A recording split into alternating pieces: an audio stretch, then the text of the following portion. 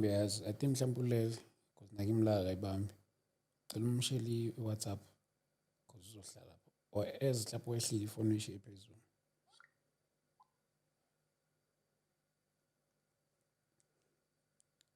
Do not disturb. Yeah.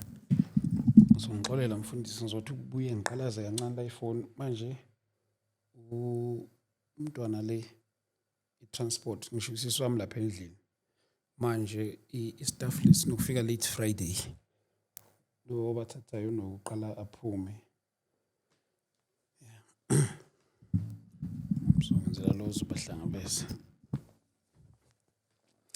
sese right.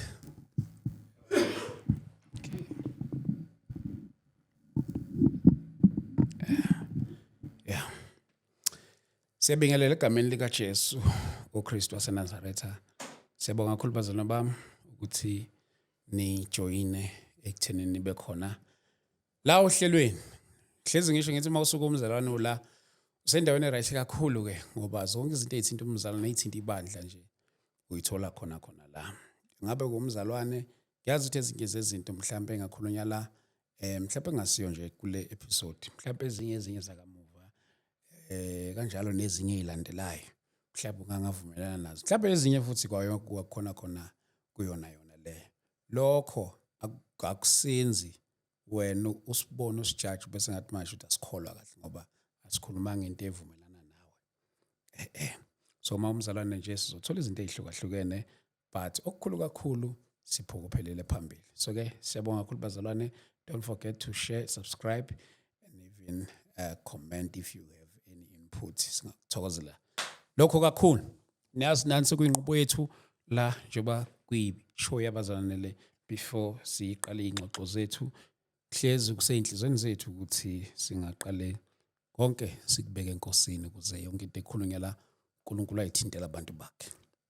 So ke please pray along with us ulapho ekhaya. Father, in the name of Jesus Christ, siyabonga baba uNkulunkulu wethu omuhle egameni likaJesu Kristu waseNazaretha. Kuludumo lwakho konke futhi uNkulunkulu makuqhubeke nje kube ludumo kuwe. Wena wedwa omuhle ulungile kakhulu ke wena uNkulunkulu wena ohlobe nangobungcwele uNkulunkulu wena ohlobe nangenkazimulo baba wethu engcwele ngegama likaJesu Kristu waseNazaretha ekhona kamakhosi kodwa sayikhethela okuyiyona uNkulunkulu ekunguwe uNkulunkulu nomhawu ngathi ngegama likaJesu Kristu waseNazaretha. Siyabonga baba wena okwazi ukuhlanza izono zethu maqede usenze abanqobi futhi sibe ngaphezulu kwabo uNkulunkulu wethu engcwele. Siyabonga ke ngegama likaJesu singena kule ngxoxo uNkulunkulu wethu omuhle sicela ukuthi konke okuzokhulunywa la makube ludumo kuwe ngegama likaJesu Kristu waseNazaretha. Amen. Fundisi ninjani baba? Siyaphila siyakwamukela.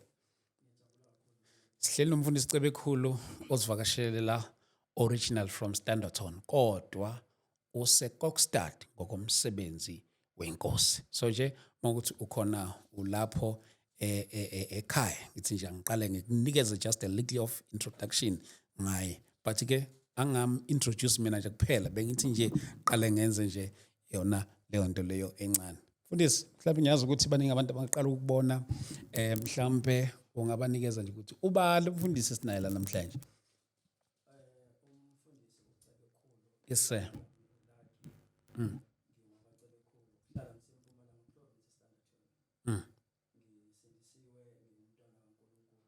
Yes.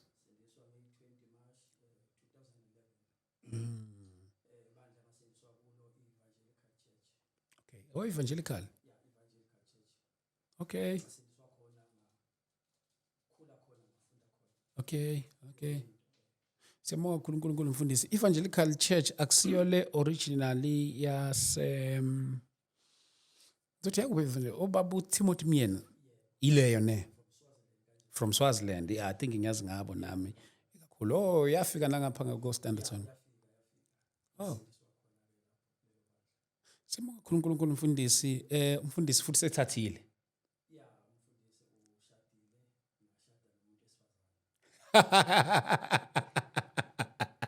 Why uthi washada umuntu wesifazane? Uthi umuntu wesilisa obvious phela uma ushada umuntu wesifazane. ukuthi into engenza ngokusho lokho ukuthi kusikhathi sikuso kuvumeleke konke. So kuyenzeka umuntu ashade kanti ushada indoda. Ngoba naloko kubizwa ngomshado. So mina ngifuna yami into ibe specific ukuthi ngishadile ngashada nomuntu wesifazane. Okusho ukuthi ngistraight. Ngishade umuntu wesifazane. Yes. Yebo. I love it. Kodwa phela angazi ukuthi uqonda ukuthini ngoba phela mawususindisiwe. Yebo. Uma umuntu esisa mawushada vele kumele ushade umuntu wesifazane. Vele ngoba usindisiwe. It's obvious into yakhe iqondile it's straight. So vele masushada kumele ushade umuntu wesifazane. Ukuthi kunenge okwenzakalayo. Abanye benza ngenye indlela. Ikhona imishado evumelekile ekhona. Ekushadeni kwakho wamfunda unkosikazi Lutho. uhlala kanjani naye? Uma ngiqhubeka nenkosi ngiloko ngikhula ngishumayela ivangeli bese ngisebenza ngathola umsebenzi ngasebenza then now around 2014 inkosi yakhuluma kimi ukuthi ngiphume full time. Okay. Shothi ukuresigna emsebenzini because bengi full time. So uma ngiphuma emsebenzini ngaqhubeka noNkulunkulu ngashumayela. So ngiloko ngiyashumayela sonke lesikhathi from 2014 ngizoshada ngishada ngo2019 December 28.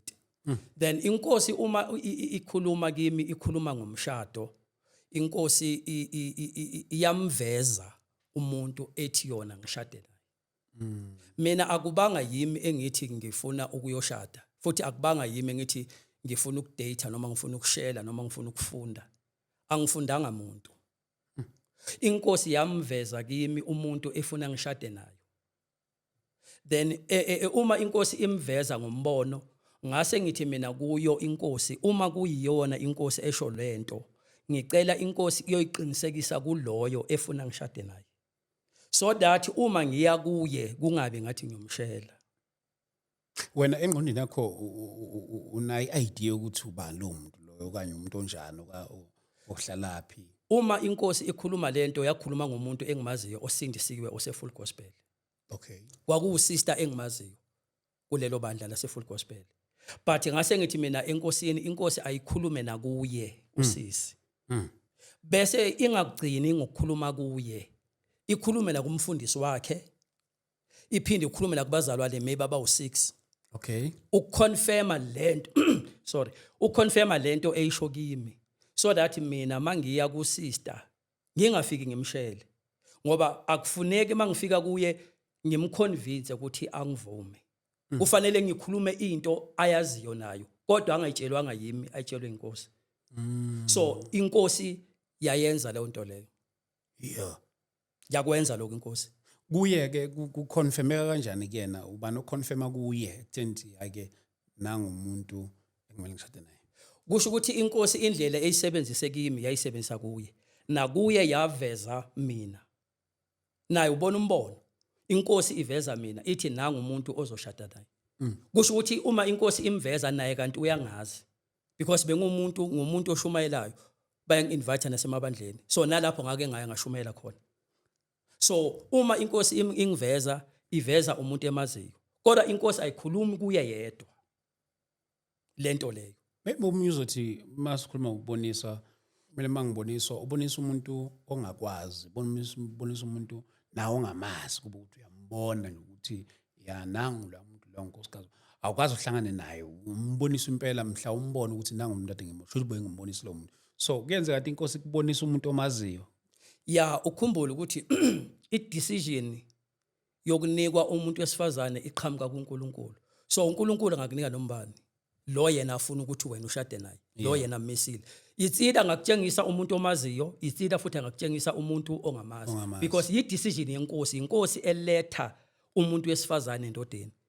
Akusiyimi engizikhethela ukuthi ngifuna bani. So uNkulunkulu angadecide ngeyakhe indlela. Whether uyamazi or awumazi, kodwa inkosi edecide kanjalo. Kodwa noma kuthiwa awumazi, izoyenza indlela ukuthi nihlangane nezenazana. So ngamanye amagama since kwenzeka lokho kuwena yokuhlangana ukuthi inkosi ihlanganise nonkosikazi wakho ngalolo hlobo le enye bana ngiyazi ukuthi uma ungabuza umuntu oshadile nomunye ukutshela yakhe indlela okanye naye indlela ekwenzeka ngayo kuyena ukuhlangana nomuntu wena do you think leyo kwaba indlela e-right perfect ukuthi uhlangane nomuntu wakho yeah kwaba indlela perfect because into engikholelwa kuyona ukuthi uNkulunkulu akeke akunike into e-wrong for wena. uNkulunkulu uyakwazi, uNkulunkulu uyakunderstand, uNkulunkulu udalwe uyena. So uNkulunkulu uyazi into ebest for wena. Angeke uNkulunkulu akunike into kanti izokunika iproblem. uNkulunkulu angeke akunikeze umuntu othi ushade naye kanti uzokunikeza umuntu ozomelana nento oyiyo. uNkulunkulu umuntu azokunika yena uzofika fithe in kuwe 100% ngayo yonke indlela. Angeke amelane noma ngabe nayiphi into wena ozothi uyayenza because uqhamuke enkosini uzoba yilento le wena oyifunayo. But ingozi yokuzifunela ungenzeka ushade uma senishadile usisi aziveze ukuthi ubani. Because into engiqaphele kakhulu sister uma bekhola besindisiwe bayakwazi ukuvela bekahle mabangakashadi. Bavuthe benze everything. But omunye uthola ukuthi kune side alifihlile. Uma wena umshelile ngeke uzolithola because uNkulunkulu uthembekile. Uma wena uziyela entweni uzenzela into uya reverse. Uyakuyeka wenze. Akayingeni indaba yakho. Angeke azakutshela ukuthi ku wrong. But uma kuhuye oshoyo akakuniki into wrong. Ukunika the exact thing that you need. So lenye yomafundana yona ubona ukuthi ayikho right. Cha ayikho right. Uyiphikisa ngalipi? Ngiphikisa ngalithi uma ufunda uJeremiah 17 lithi iBhayibheli ubani ongayazi inhliziyo ukuthi yimbi ukuthi umkhohlise. Ngeke uzomazi umuntu ngeke uzomfunda. Okay, mhlawumbe angiyazi ukuthi indlela aba interpreter ngayo bayokuthi ayisiyazana kodwa uthothi mhlawumbe abantu kuba nje bathi baba nobudlelwano before baye emshadweni. Yazi into eyinkinga nento eyiqiniso ethi most yabantu abenza lento leyo kunezinto abazifihlayo. La ekufundaneni abagcini ngokufundana ngendlela abasuka bayichaza bayadlula benze nezinto abakumele bazenze. Baningi mina abantu abadlulile kule nto leyo abathe bayafundana bagcina balalene. Kuyenzeka futhi abazalwane mabangaba honest phambi kwaMongcwele. Kuyenzeka ubrother no sister bathi bayafundana. Ubrother azafinyelela ukuthi alale nosisi. Afterwards ubrother decide ukuthi akamthatha usisi. Bakhona bo sister abanjalo. Thola ukuthi ubrother kwamfunda waze wafinyelela ekutheni abona umzimba wakhe. Uthe mase decide ubrother wa decide ukuthi akusiyena. So yilento engenza mina ngithi angikholelwa kakhulu ukuthi kumele kube khona umuntu ofunda umuntu because even from Genesis 2 uAdam akafunda umuntu uyanikezwa umfazi. Inkosi ebonayo. Ngoba uma uyicheka indaba yogana kaAdam, uAdam akukho la khona unesizungu. kuGenesis 2. uAdam akasibonanga isizungu. Isizungu sabona uNkulunkulu. Yeah. Okokuqala. uAdam simuzwe efuna ukugana. Akadecide uAdam ukugana. Inkosi yamdecidela. uGenesis 40.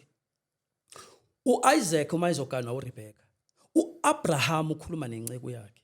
Uthi hamba uyothathela indodana yami umfazi. Uze uyamtshela ukuthi kuphi. Kodwa uma ufunda kahle iBhayibheli, kuyavela ezweni ukuthi uIsaac wayengekho aware ukuthi uthathele umfazi. Wayengazi uIsaac. uIsaac waba surprise ngoba umnkosikazi wakhe ubuya nenceku le yathunga. So lo ubona ngokubona ukuthi inkubaba sekangithathele inkosikazi. So leyo process kaNkulunkulu azange iphele lapho. Ukhumbule uNkulunkulu uma idala udala once. Into uNkulunkulu ayifuna bonke abantu baphile ngayo wayidala once. Ezinye izinto sezizivelela zona ngokuthi abantu abasazikholelwa ukuthi uNkulunkulu uyazenza. Abantu besikhathi esikuso abantu abazifunela bona. Abantu abangathi inkosi engakwenza. So uNkulunkulu uyakwenza lokho akunikeza umuntu ngesikhathi esifanele. Mfundisi wami asingene kuhambo lwakho noNkulunkulu. Sizoyikhuluma lengelinye ilanga sesikhuluma yodwa. Asingene kuhambo lwakho noNkulunkulu. Mfundisi wami ngiyazi ukuthi uNkulunkulu uneyindlela ezihlukahlukene zokubiza abantu ensimini uneyindlela ezihlukahlukene ukubabizela emsebenzini wakhe. Ngiyazi ukuthi wena uyisithunywa senkosi, uqashwe inkosi, uqashwe amaZulu njengoba ukwamention eqaleni ukuthi waze uNkulunkulu noma uthi wena yini wayekumsebenzi noma uNkulunkulu wake kusumsebenzi full time in ministry. Ikubiza nini inkosi and ikubiza kanjani? Kufika kupla usuthi cha ayimanje sengiyayeka nala kwaMlungu manje sengiba full time into ministry. Inkosi ingibiza around uma ngisindiswa mina ukusindiswa kwami nobizo lwami akushiyani kakhulu. Yes. Cishe kwenzeka ngonyaka owodwa. So kodwa into eyenzeka ngangingazi mina ukuthi inkosi yangibiza. Okay. So kwamele ngithathe udaba engilizwayo nengilibonayo ngili-introduce kubaholi abafundisi abasenkonzweni. Bayihlola, bayicheck indaba, bayibona, bayidlulisela futhi nakwabanye. Ake ngithi nje mina ebandleni ebekade ngikulo umfundisi akekho kunomholi la ku branch bengikhona. Akekho umuntu owumfundisi ngokubizo. Ubaba lo ohola umsebenzi usindisiwe but uyi-elder, ubaba osomdala enkosini. Ubengekho ebranchini noma ebandleni bengikulo onobizo from uNkulunkulu. So into yobizo kwasho ukuthi uma siloku siyifuna kubo ngihlola kubo kokunye nabo abayazi kahle. So bangirefera komunye umfundisi omkhulu seWitbank ubaba uChuma ngaya kuye ubaba wayi approve ke lento. So ubaba mase approvile ke lento kodwa akubanga nento ethi bayangisebenzisa ebandleni. Azange ngibe umuntu obizwayo onikezwe ithuba. Angeke ngisho isizathu ukuthi mhlambe yini but angibanga nomuntu onjalo. Up until ngelinye ilanga ngi-invitewe omunye umvangeli wenze open air. Nakhona maye ngi-invite mina ngizosupporta. So mangifika ngizosupporta umfundisi afike athi kushumayela mina. Angazi ngishumayela. It's my first time. Mina ngiphethe iBhayibheli ngizoma njengabantu bonke. Mayisuka athi kimi kushumayela mina. Angazi ngishumayele mina ngathi ngiyacabanga ukuthi ngizothini. Angiyazi lento. Kuvuleke abahluleli 16 indaba kaSamson. Ngishumayele ngikhulume nami njengabantu ngikhulume lento engayikhuluma. Ngangingazi ukuthi ngithini kodwa ngangikhuluma. Ngabona kusindiswa abantu abaningi. Kwaba uyena umfundisi lo umvangeli uMadela, sibongo sakhe kwaMadela. Wahamba wayokhuluma ebandleni wathi hey lo muntu lo enimdoubtayo ubiziwe. Wathi ubiziwe baqala bayamkela ke indaba.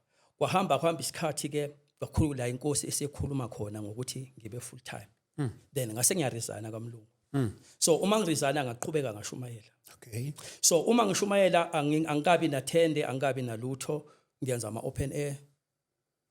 Sometimes ngiyaqhasha itende ngenza imvuselelo. Yes. Kodwa abantu abasindiswa lapho bayahamba baye ebandleni abanye mhlambe umuntu ayikhethele yena kuba into kanjalo. Anginabandla. So iyaqhubeka ke lento iyaqhubeka. Kubese ke uma isiqhubekile kuhamba isikhathi ngoqala umsebenzi. Okay. Ube khona umsebenzi babekhona abazalwane kukhonzwe kube right. But then now uma isikhathi sihamba bese kwenzeka okunye. Bagcwele abazalwane yonke into i-right kuyakhonzwa. Makusakhonzwa njalo la ngihlala khona ngihlala estradini sakhona sifike sibe like T junction. Okay. Istradi straight bese ngomuva so kuba something ekanje. So mina ngihlala ngasekhoneni. So masiqala ngacela ekhaya kuma wami ukuthi singakhonzela nje khona so that because abazalwane ngoba ngale umasipala uyangasinika indawo. So umama wavuma kwakhonzela ekhaya for time being kwakhonza bagcwele nje abantu. Ngelinye ilanga ngabizwa kunomzalwane ogulayo ngihamba ngamkhulekela afike ngafakaza ngoJesu kwasindisa omunye umama. So in that event kwase kuqhamuka itaxi from the side elingapha ilizojoina kule T junction yaphaphalaza itaxi uma iphaphalaza itaxi yafike yashaya ucingo lasekhaya yafike yadlula yafike yashayisa umkhukhu wenkonzo. Ithe mayishayisa umkhukhu wenkonzo yawushayisa epulpit. Uma iyenza lento uNkulunkulu bese khulumile indaba ukuthi ngiphume ngihambe ngishumayela. Kwasho ukuthi anginakanga mina. Futhi bengayi understand kahle. I-mistake mina engasuke ngayenza angibuzanga uNkulunkulu ngabuza abantu. ngoba sometimes iphutha elenzwa abantu ababizwa uNkulunkulu o mhlambe noma umuphi umzalwane uyayathi makabone imbono noma abone something omunye awuthathe abuza abantu angambuza uNkulunkulu because lento yokubuza umuntu ukuthi uboneni iya ngokuthi lo muntu ombuzayo unayo yini interpretation yemibono ngoba uma ubheka izwi from kuJosepha noDaniel yes indaba yokuinterpreta ivision into ukuthi uNkulunkulu ukuphile leso siphiwo akusinoma ubani ongavela umtshele manje ukuthi uboneni bese ayikhulume exactly noma labantu bayikhuluma ngendlela abayikhuluma ngayo so mina iphutha lami laba ukuthi angiyibuza inkosi ngibuza abantu ngabuza inkosi yayithulela sithe after kwenzeka leyo nto leyo that incident abazalwane begcwele baqala baphuma abazalwane sure uma bephuma abazalwane ngabalandelela ngababuza abazalwane kwasho ukuthi abasho ukuthi ngibalimazile bathi sizobuya lafuka ibandla from there abazalwane baqala into entsha abazalwane basakhiphi even ishumi abasanikeli kwaba into nje blank hayi ngiloka nginaki lento kwafika isikhathi saphuma ekhaya ngathola indawo nonkosikazi wami ngabatshela abazalwane ukuthi abazalwane siyaphuma sesiyokhonzela kuphi balandela abazalwane saqhubeka nabo kwathi ngelinye ilanga kwenzeke enye into ngiyakhumbula on Sunday kwaba yimi nonkosikazi wami nomntana ona 3 years phela umntanami ibandla lonke lovile it was the first time ngiexperience into ukuthi ufike wedwa enkonzweni yila ngiqale khona ukuhlala phansi ngikhuleke ngibuza uNkulunkulu ukuthi yini iphutha lami noma kwenzakaleni yila uNkulunkulu aqala khona angitshela ukuthi kufanele ngihambe ngiye kuphi uqala lapho kuNkulunkulu kulesiphithiphithi sokuthi kuyaphela lokho okuphelile ngoba bagcine bangasizanga bonke labo bantu until today sabathe siyabuzisisa kwangatholakala ukwenzakaleni until inkosi ikhulume kimi ukuthi yonke lento yenziwa uye ngoba angilaleli ufuna ukuthi ngihambe ngenze lento afuna ngiyenze so ngaqala ke ngakhuleka kuNkulunkulu ngamcela uNkulunkulu ukuthi anginike direction so ithuna unkosikazi wami so uma iphela lento saqala fellowship sangahlala endlini because angithi abantu abasekho fellowship kwabanye abazalwane silokhu siyathandaza yakhuluma ke inkosi yathi inkosi hamba uye eKokstad uma inkosi ikhuluma ngeKokstad angaze ngiye iKokstad angiyazi nokuthi ikiphi iprovince iKokstad ngizwa nje bakhuluma uNkulunkulu wathi hamba uye eKokstad uma azongitshela ukuthi ngiye eKokstad unginika iverse elithi izisebenzi ziyincosana isivuno sikhulu uma zonginika le verse ngibona umbono ngifika ensimini insimi vele iready ivuno yamalana u2 uma ngitshela uNkulunkulu uveza lento ngizibona ngiyangena ngiyalima mayiqeda uthi hamba uye eKokstad uma inkosi ithi ngiye eKokstad ibingekho imali uma inkosi ithi ngiye eKokstad unkosikazi wami bekhulelwe uma ukhumbula kahle ngithe abantu nabahamba sasala kuyimi unkosikazi ngathi nomntwana ona 3 so bekasakhulele enye ingane so unkosikazi wami ukhulelwe uNkulunkulu ukhuluma ngeKokstad yimi mayikhuluma uNkulunkulu ngeKokstad ngivuka ekseni ngimazisa angabi nankinga ngoba lento besi supportana sikhuleka soyithuna engisese kwaba ukuthi imali anginayo yokweKokstad kwala endlini angina ngisho impuphu kwala endlini angina next khumbula phela abantu abasekho and even labantu noma bebasakhona ishumi bebangasayikhiphi even umnikelo we free will wangesonto bekangeni next besikhonza sikhonza mangithi amen esiphume akungenanga next esitsheni akuna 2 rand akuna shuma akuna next baphume nje bahamba abazalwane ngibayeke futhi sichubeke sikhonze ngoba angisi umuntu oshumayela imali ngumuntu okushumayela into uJesu amthume yona so ukuthi abayifake noma abayifakanga mina bengiye enkosini bese inkosi nginika ama-answer uthi njoba kunje ukuthi kuso so after that kanti ngizobukela i-podcast le yakho khona laba u-interview ekhona umfundisi uNtanda yes upart 1 no part 2 bizwa kwakhe ukuboshwa kwakhe but ngahlala kakhulu kuleyo bizo umfundisi waveza lapha ukuthi ufike kanjani eRandfontein asuka eMaritzburg ngahlala kuleyo part because into engihlalisa kule part ukuthi nami ngithunywe endaweni engingayazi ongayazi so ngifuna ukubona ukuthi yena wenza kanjani yini emsizile bengifuna nedo that part ngoba nami ngithunywe eKokstad neKokstad angiyazi umfundisi wachaza sonke istory ngendlela osazi ngakhona yes hlanya lamsiza nani kwase kuba khona ukukholwa angisho ukuthi ngangingakholwa but into yokuthi ngizoya endaweni engayazi ayibanga lula kimi vele abengeke ngize ngivele ngiphuthume ngithi ngiyahamba ngishiya umndeni bekumele iNkulunkulu akufakazele lokho ngoba into yokusheshe uzwe uact sometimes iyalimaza funa ube nesiqiniseko yes that is why uma ubheka abahluleli chapter 6 uma kubizwa uGideon akavelanga wavuma wamtest uNkulunkulu uGideon ukuqinisekisa ukuthi uye yini okhulumayo azathi thatha ubo isikhumba sibeka ngaphandle wathi sibe noboya wathi amazolo eceleni yonke lento leyo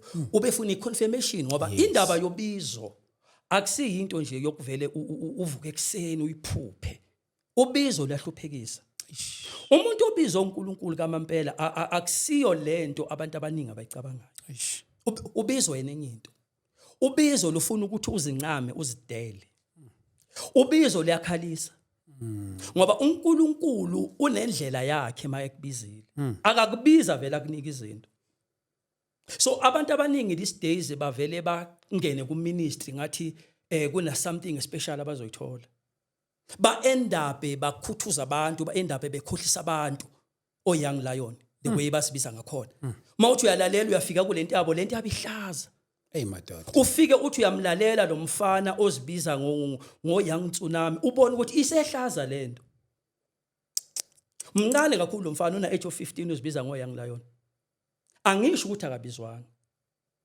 indaba yobizo mfowethu uma ubheka uDavide uke wagcotshwa ekhaya kubo abahluleli no 1 Samuel chapter 16 uDavid uSamuel uyakuba uyomgcoba ubuya ezimvini but iBhayibheli mawulifunda akazange acede ukugcotshwa wayohlala yethu begcotshelwa kuba inkosi but akayanga uyohlala wabuyela nobizo nogcobo ekubuseni yini enza uNkulunkulu amlusise esembizile kunezinto bekumele atrainwe kuzo kunezinto kuye bemele ziphume kunezinto kuye bemele zingene ngoba uNkulunkulu before akusebenzise uyakusebenza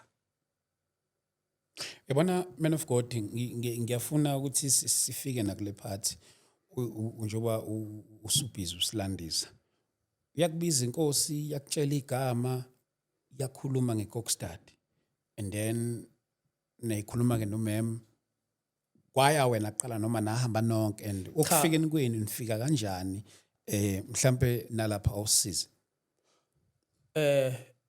inkosi uma isikhulumile ngendaba yeKokstad ngafonela umfundisi uNtanda okay inamba yakhe ngithole ku podcast yakhe angimazi ngamfonela ngaxoxa naye umfundisi kanje ngayichaza ngubani ngabani inamba yakhe ngithathephi umfundisi wajabula kabanga nankinga ngase ngiyamchazela ukuthi nami inkosi ingibizile kanje wathi hayi kuhle mfundisi hamba hayi ngamanga ngathi umfundisi wavela wakhuluma kalula kanje ngihambe hey ngakuveza kuwe ukuthi iproblem yami kahlahle kuphi ngasho ukuthi hey mina ngikaze ngihambe ngizolalaphi hey wathetha umfundisi Abraham walalaphi hamba uNkulunkulu kubizile wangiqinisa umfundisi wangiqinisa wathi ngathi mangisuka lapho ngathi mina kuye kwamali yokuhamba nginayo wathi umfundisi imali yokuhamba nginayo mina ngeke ngikunike nayi imali ngeke ngikunike ngifuna uNkulunkulu yomazi hamba uyofuna uNkulunkulu uzongifonela uma uNkulunkulu songitshela ukuthi wenzeni drop phone ngitshela umama akakamtholi umntwana njoba ikhulelwe right kulawo malanga lawo ngisathi sihleli kanje kungena ifoni icash send 1400 after a very long time imali ngayitholi yafuna ukuthi bayizwe kahle lemfundisi ngathi usubalekele imic okay mhlawumbe uqondane nayo yes yeah ukuze mhlawumbe ungathi uyamove uhambe nayo it's fine yeah so sisahleli nomama kuvele kungena ifoni kimi ngithi ngiyayibheka ifoni icash send 1400 uma kungena le mali akunampupho endlini akunakudla ku-empty endlini so encondweni yami ngiyakholelwa ukuthi usathane wayefuna ukungibhidisa ukuthi ngingayi la kuthiwa ngiyekhona because sengicabanga manje ukuthi kwakudla kukho la endlini. How can uhamba ushiya abantu bangadla? Hey madoda. So uma ngikhuluma ngale mali kusho yena kuqala unkosikazi wami athi leyo mali angeke kuthekwa ngisho impuphu. Thina sizosala sizobona sizokwenza njani. uNkulunkulu ukuthumile. Engathi uma ekhuluma lento is like ngathi wayibona ukuthi ngicabanga ini. But bengakakhulumi ukuthi ngicabangani. Wavele wathi leyo mali leso kuyimali yakho yokuhamba. Right. Ngayithola imali kusona babethe umntwana lo ayekade emkhulelwe uzozalwa nge5 June. Okay. Imali ngithola phakathi noJune. So mina ngilinde into ethi angikwazi ukuhamba njengoba akhulelwe. At least ngacela kuNkulunkulu ukuthi ithi ngimshiye sebelethile. Ngingahambi nje ngoba isikhathi sakhe sesiseduze. Right, inkosi yangiyekela. Sahamba isikhathi. Ngiyakhumbula. Yakhuluma inkosi kimi. I-date bekuyi-24 June last year. Uma inkosi ikhuluma kimi yathi umntwana akazukuvela nge5 June. Ikhuluma kimi. Yathi uzovela manje. Yathula inkosi.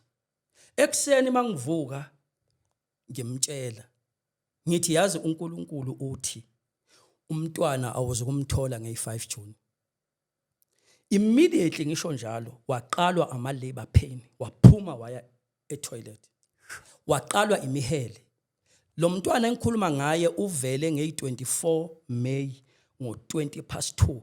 The same day uNkulunkulu akhulume ngayo. The same day umntwana avela ngalo. Sathokoza. Sahlala, sajabela umntwana. Ngahlala. Kwamele ngilungise ikhwama, ngihambe ngiye eKokstad. Because inkosi ikhiphile imali, ingane isizelwe. So angisena excuse because imali sengiphethe. Right. Ngaphuma, ngahamba. Ukusuka eStanderton uya eKokstad is 10 hours drive. Ngisuka eStanderton nge26 June uLosithathu. Ngifika eKokstad the following day Thursday i27. Ngiyakhumbula uma ngifika eKokstad ngafika bekuJune as ngisho bekubanda. Yeah. So iKokstad indawo ebanda kakhulu. Okay. Compare ngihlala khona eStanderton. Yabanda iKokstad. Kwaba inkungu yakhona ngiyakhumbula yasuka around yabo 12 kuya ku1. Okay. So mina good driver ngacela ukuthi angishiye egarage so that ngizoba safe because iKokstad angiyazi. Yeah. And bekusekuseni. Yeah. So angishiye shell garage ngahlala lapho ngalinda. Khona insizwa bekhona la kulaba sihle nabo. Mase sekuqala kuvela ilanga sesithatha ikhwama sihambisana nayo. Ngicela ukuthi yona ingibonise erenkini. Yangithatha insizwa yafika yangishiya erenkini. Uma ingishiya erenkini insizwa ibuza umbuzo ethi kanti wena uyapi? So ngangamphendula uma brother because akakholwa and angeke angiunderstand mangithi ngithunywe inkosi. Ngavele ngayiyeka that part, ngayithulela. Ngathi hayi khona ngimlindile. Kunento engayimentionanga. Mangisuka ngiya eKokstad, ngisuka nesikhwama sezimpahla kuphela. Bekule impahla zami zokugqoka nempahla nento zokugeza. Akuna sponge, anginambhede, anginangubo, anginavascom, anginandishi, anginanexa. Konke lokho angiphathanga. Ngahamba ngedwa nebag egcwele impahla. So uma sengibonise erenkini ngahlala phansi. So njoba besihamba la belokusilala emotweni so ngisaphethe nobuthongo. Mayingishiya umfethu erenkini sekuyashisa vele umzimba wami sokucala ukufudumala. Ngihleli nesikhwama. Ngihleleleni nesikhwama. Umunye mhlawumbe uzobuza. Ngihlelele ukubuza nokuzwa umoya ongcwele ukuthi uthi ngiyephi. Ngoba sengifikile eKokstad. Angithi ngifikele eTown. So ngifuna ukunderstand ukuthi njoba ngila eTown fanele ngiyenze njani. Ngoba phela sengifikile. So akekho umuntu omele ngimbuze. Kumele ngibuze lo ngisuse eStanderton. Ngihlale. Kuthi mawusha u2 umoya ongcwele akukhuluma athi sukuma. Mangisukuma mangiphakamisa amehlo ngibona ilokishi athi lapha athule. Ngibuza umuntu ondlula ngendlela ngithi kuphi lapha athi kusebhongweni. Ngithi apha ama taxi aya lapha athi nawo. Ngithi malini athi 10 rand. Ngithi ngiyabonga. Ngithathe ibag yami. Ngifike etaxini eya ebhongweni eKokstad. Ngihlale ngaphambili ngibhadala imali ngingene. Njengoba ngigibela itaxi ngiya endaweni engayazi number 1. Number 2 angisazi stop enyowehla kuzo. Ukhumbule mawugibela itaxi. ufika la uthi uyakhona kumele kuneyidesha ngithi abayapha Yes. so kumele wazi wena uyohlaphi Yes. so mina njengami angazi ngiyowehlaphi ngoba umoya engcwele akakhulumi ukhumbule angiyazi direction yonke into engizoyenza la yinto engizotshelwa yona mina angazi next Kokstad ngagibela phambili yahamba itaxi behla abantu udriver wabuza abanye siyapi bakhona abayapi ngithulile njalo angazi ngizowehlaphi maloku ihamba itaxi ngazi ubangcwele athi la ngavele ngathi station ngehla uma ngehla ngiphatha ibag yami mangibheka umuzi la ngiqeda kwehla khona ngiqonde kuwo mangifika khona kamfundisi Hayibo. but umfundisi use Cape Town ku youth conference angimazi akangazi Ufica bani khona? mangisondela khona umakhelwane uyaphuma Oh. umama mntanami kunjani ufuna bani abantu balana bekho baye Cape Town ubani ayingisho asethi umama hayi akekho mntanami ngithi mina awukho umuzi oseduze nawo abazalwane engaya kubo athi umama bakhona abazalwane basekudeni akhombe makakhomba ngibona ngeke ngisakhona ukufika sengikhathele nobuthongo ngiyabuzo athi uma ngcwele shone ezantsi nebheki hambe nebheki ngindlula istraat sokuqala athule ngindlula istraat sesibili athule mase ngizokungena mase sengizondlula istraat sesithathu athi uma ngcwele ngena uma ngingena 1 2 emzini wesithathu ngithole kunomama uyawasha ngifike nesikhwama ngibingelele ngicela umuzi abazalwane umama athi 1 2 abesacela indodana yakhe athi cela uthatha ubaba uyombonisa la umfundi la kubazalwane abahlala khona masifika singena sithola ubaba uhleli esitulweni kanti naye umfundisi isibongo sakhe wakaMbele Okay. umfundisi akangazi uqala ukungibona angazi umuntu eKokstad ukuthi leyo phathi angifuni isale Yes. angazi umuntu eKokstad right mangifika nonekhwama ngifike ngibeka isikhwama ngifike futhi ngiqala udaba lwamphasa ngingubani ngwakabani ngithunywe inkosi angibheke umfundisi ngimlandisa uma ngithi ngiyamlandisa umfundisi abajwe amandla kaMoyingcwele ngibona umfundisi esekhala khala umfundisi adumisa uNkulunkulu athi uthunywa uNkulunkulu lo muntu agijima endlini alanda unkosikazi wakhe ngihlele esitulweni mina aphuma umama endlini ezela umama ngiqale futhi phasa udaba umama ngubani ngwakabani ini yonke le information umama naye akhala bathayi uNkulunkulu bajabula abazalwane sithandaze singene endlini bangilungisela ukudla nabangilungisela ukudla shuthi la ngifikela khona abazalwane bayachashile so indlu yabo ayikho inkulu ine space nyana nje siphume nomfundisi athi kunomunye umfundisi amaziwa Assemblies of God ufuna ukukhuluma naye ukuthi nedi ngikhone ukulala ayi masifika lapha abavele basichithe sihluleke sijike umama athi no ekhaya ikhona indawo ngoba thina la yithi indawo encane bakhulu ayekhaya kubo bangilungisela indawo ngilale khona Okay. kube ikusasa Like ukuphazamisa nje bani ikhathi lezi ufika ngazo lapha kamfundisi. ikhathi engifika ngazo kamfundisi mangekho nephutha I think between 3:30 kuya ku4 ntambama. Okay. ya ntambama seliyoshona vele Yeah. mangifika baphuma umama ayithola indawo bangilungisela indawo silale kube uLosihlanu makuba iFriday kanti labazalwane engifikela kubo bashonelwe kumele basuke namhlanje ngoba kuLosihlanu baye emzimkhulu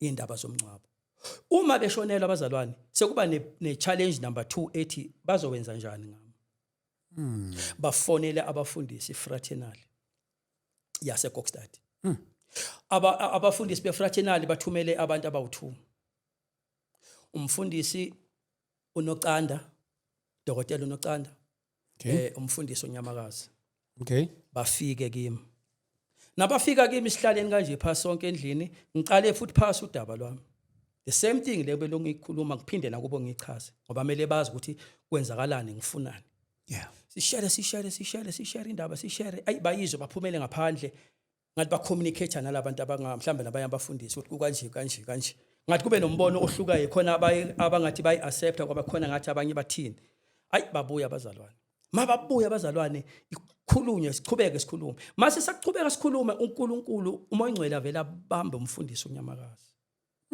uma embamba umfundisi unyamakazi athi no, thunywa uNkulunkulu, ngiyamthatha mina uzohlala kami. Angithathe kanjalo umfundisi unyamakazi, ngihambe naye ngiyohlala kakhe, naye angimazi. Ngihlale kakhe umfundisi unyamakazi for 5 months. Ngilala kakhe, ngidla kakhe ekseni emini ntambama for 5 months. Angaze ngithenga ukudla.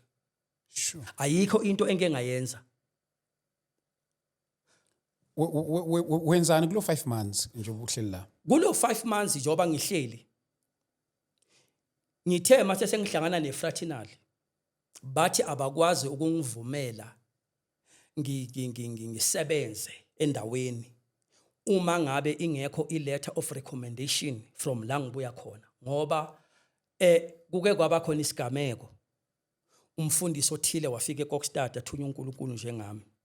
Umfundisi wathi makafika kubazalwane wathi uyadlula uya Eastern Cape, angeke aqale ibandla. Bathi umfundisi wamosa mangizwa basho. Wafika ngoba nabazalwane abaphuma kwamanye amabandla wadabuka umsebenzi wabo yabo yonke lento le. So manje abasathembi. So mina njoba ngihleli manje sengihleliswa ukuthi kufanele ngiphinde ngibuye eStanderton ngizothola lencwadi abayishoyo. But angihlelanga ngiyaqhubeka ngiyashumayela, but shothi njoba ngifikele kumfundisi onebandla, umfundisi lo wase Faith Mission eDivine Touch. Okay. Ebandleni lakhe. So mangifika njoba ngihlala kakhe ngasala ngakhonza kakhe ngithi vele umfundisi.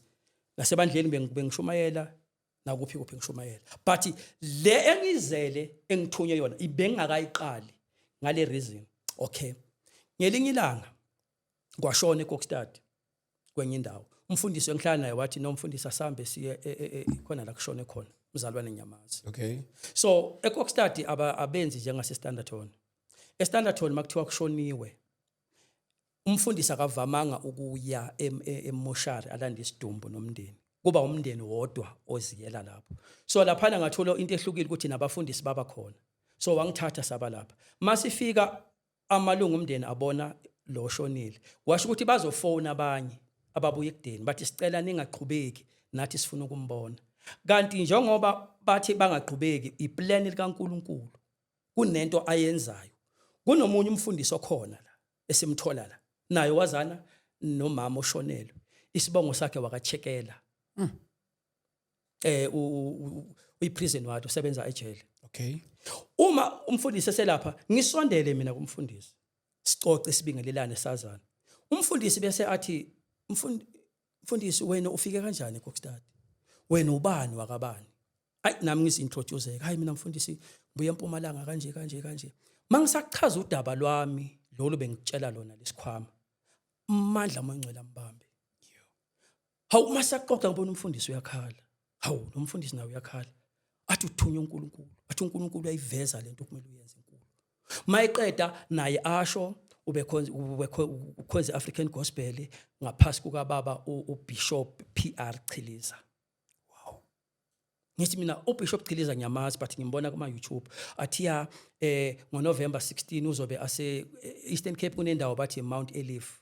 Wathi uzobe alapha bane branch. Kahle bona bakhonzela khona. Ngithi mina hayi mfundisi mangabe ngizobe ngisese khona ngizoza ngizombona. Ngalesikhathi ngibonana nalo mfundisi is around July lapho. Ungitshela ngento yangoNovember. Mayiqeda si exchange amanamba. Athatha inamba yami, ngithatha inamba yakhe.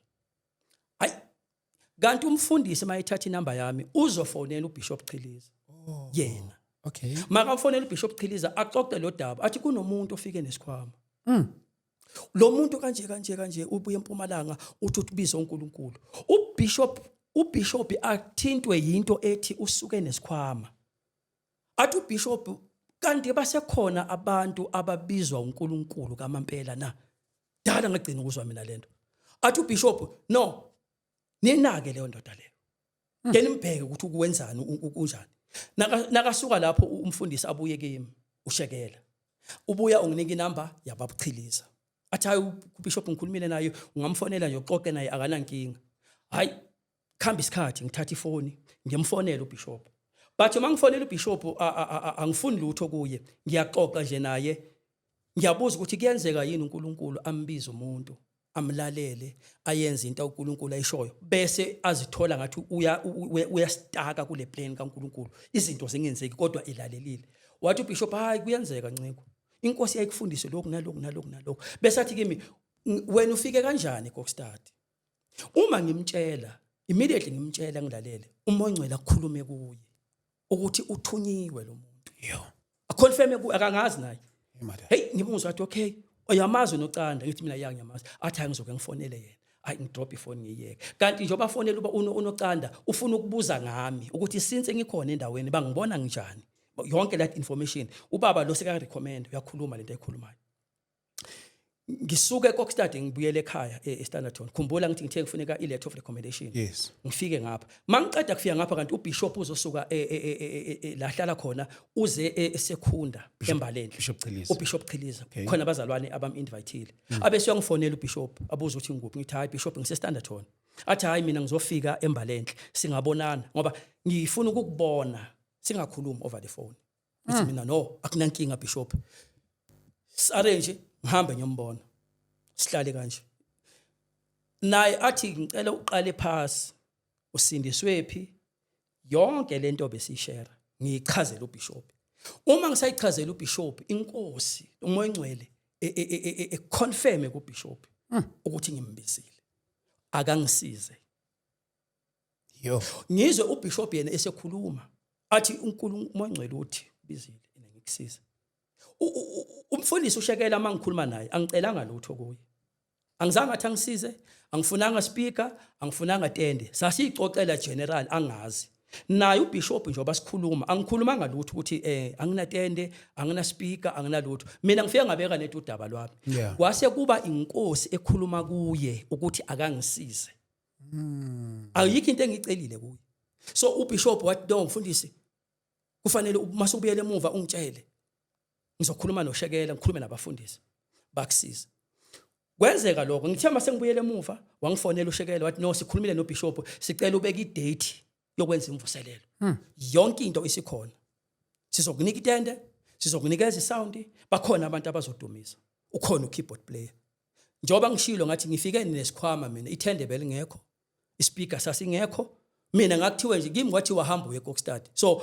angilindanga speaker ngilindanga tende ngahamba njengokusho kwenkosi inkosi yafika eKokstad kwaba yiyona eyenzayo ngayimisa imvuselelo for 2 weeks evikini lesibili ngam-invite ubishop ubeshumayela etendeni lami ubishop Pierre Chiliza wafika washumayela etendeni lami wasebenza uNkulunkulu kwasindiswa abantu then makusuka lapho yaphela imvuselelo uma iphela imvuselelo ubishop wase uyang-invite ukuthi the following week endaweni ekuthiwa kuseScottburg unenkonzo yabantu abasha ngase ngiyaba khona yaqala ngalosine yaphela on Sunday ngiloko ngathenda on Sunday ubishop bekumuntu oyoshumayela phambili okay vele mina ngangingenayo into ethi ngizoshumayela because inkosi yangakhulumanga lutho ukuthi khona into mhlambe kuparticipate mina ngangizosupporta nje kuphela ubishop mayifika phambili abingelela enza yonke into net makathi ufuna ukuqhubeka nohlelo inkosi yathi no ungashumayeli uMoncwele ukhona umuntu wami engimthumile one message yami engifuna inkosi yathi mina angishumayeli so on that Sunday yimi engangishumayela ebandleni la bishop Pierre Chiliza it was Sunday uNkulunkulu wenza ibonakaliso nemangaliso ngiyathanda ukuthi singayibalekeli kakhulu le eksizweni ubishop kuyi-calling yakho iziphi lezi zinto ubishop ayi-contributile towards the journey of your calling ubishop banayo umfundisi uShekela bacontribute kakhulu in terms of ukuprovide izinto zokusebenza because as ngishilo ngifike ngingaphethanga lutho so bona bakwazi ukungisiza ngesound bakwazi ukungisiza ngetende including itulo ba release abazalwane abazocula bo keyboard player so iphathi ubaba ayidlalile ukusupporta into uNkulunkulu angithumele yona because bengizibuza ukuthi eKokstad uNkulunkulu ekhuluma ngendaba zokulanda ama souls the way ayikhulume ngakhona then uma mangabe mhlambe imvuselelo ngizoyenza kanjani because anginalutho So mina ngalinikela konke enkosini ngalinda inkosi ukuthi kube iyona eyenzayo kwasho ukuthi uNkulunkulu uzomthinta uBishop together nomfundisi uShekela bangi-assista bobabili lento uNkulunkulu angithumele yona yenzeka. Oh, hambo lakho mfundisi. Hayi lo deep kakhulu. uBishop nisaxhumana naye. Kakhulu siyaxhumana naye nakulamaviki nje aphelile bekade ngixhumene naye ngoba bekade ngisemkhulekweni ngikhulumile naye. Okay. Siyaxhumana kakhulu khona amafoni number akhe siyaxhumana kakhulu. Umsebenzi usamelele kokustart. Khona umsebenzi. Mfundisi ngiyazi ukuthi omunye umuntu njengamanje obizwa inkosi omunye confused. Jobusho nje nawe ukuthi ispark se calling yakho ne confirmation wasizakala kakhulu kumfundisi uNtanda. Mhlawumbe ngiyazi ukuthi khona omunye umuntu othola ubizwa uNkulunkulu njengamanje une confusion akazi ukuthi ikupho kuyikho ikupho ngasikho. Mhlawumbe ngathina amazwi akhe kumuntu kanjalo. Amazwi ami kumuntu obizwa uNkulunkulu but okulesigaba oshoyo ngizom-advisor ukuthi angalenzi iphutha lokubuza abantu. Ngisho noma ngabe ukholelwa ukubuza umfundisi othile unless kube uNkulunkulu omreferayo ukuthi ibuza abantu. The reason why ngisho nje amakhosi okuqala uchapter 13 kunomprofeti omdala nomprofeti omncane. Yeah. Omncane wathi uNyeSamaria wanikweza uNkulunkulu yonke instruction. Kodwa kwafika umprofeti omdala esetshelwe ngamadodana akhe okwenziwe umprofeti omncane. Umprofeti waqamba amanga wathi uNkulunkulu ukhulume kuye ukuthi adle. Kanti ufuna ukumlimaza ekulaleleni kwakhe uNkulunkulu. Angisho ukuthi bazolimala. Kodwa ngifuna ukubaqaphelisa ukuthi kuyasiza ukubuza uNkulunkulu. Yeah. Kuleso simo leso ayithola asitake kuso kuleso simo se-confusion is better ayemthandazweni ayobuza direct uNkulunkulu whatever asuke inkosi eyikhulume kuye. Kodwa okunye okufanele baqaphele abantu abathi babizwa uNkulunkulu. Ubizo uma uNkulunkulu ekubiza isitha asikushayela izandla. Akujatshulwa esihogweni makubizwa umuntu. Ngoba uSathane uyazi ukuthi kuvuka abantu abazolwa nombuso wakhe. Ngoba omunye uzokutshela ukuthi ubiziwe naye kodwa kuhlangahlangene kunama confusion uyahlupheka kunama attacks. Ama attacks angeke ahlale angabi khona. Ama attacks kumele abe khona ukuzotesta lento oyishoyo. Ngoba umuntu makathi ubiziwe umuntu uye otshela abantu ukuthi ubiziwe. Mfundisi, just to take you back nje kancane ubukhuluma indaba yokuba le ukuthi washiya unkosikazi pregnant and wahlala eKokstad for some months.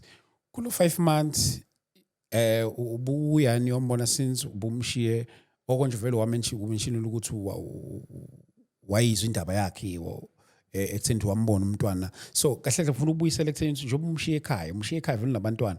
Kulo 5 months lo uya ekhaya noma nje wawususile eKokstad kulo 5 months? No, ekhaya ngangingayi, ekhaya ngaya kulesigaba sokuyolanda incwadi. Lezi ezinye inyanga from lezo ngibona umntwana ngahamba.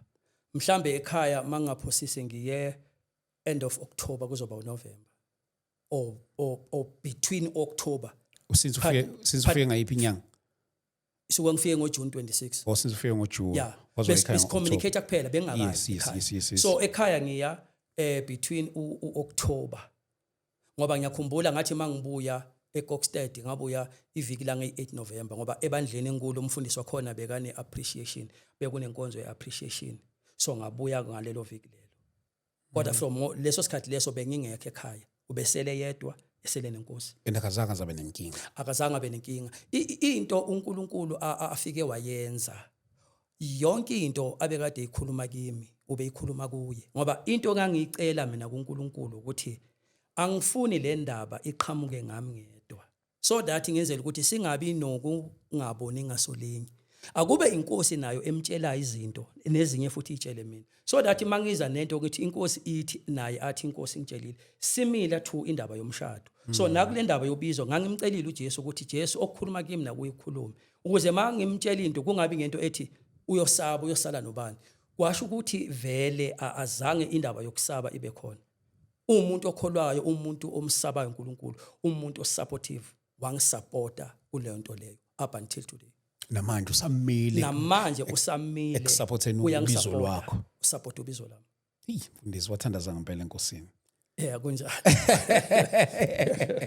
Wathandaza ngempela. Uyazi ukuthi abafundisi abaningi, okay, akungathi abafundisi abaningi, ngithi nje ikakhulukazi abanye abantu ababizwa uNkulunkulu.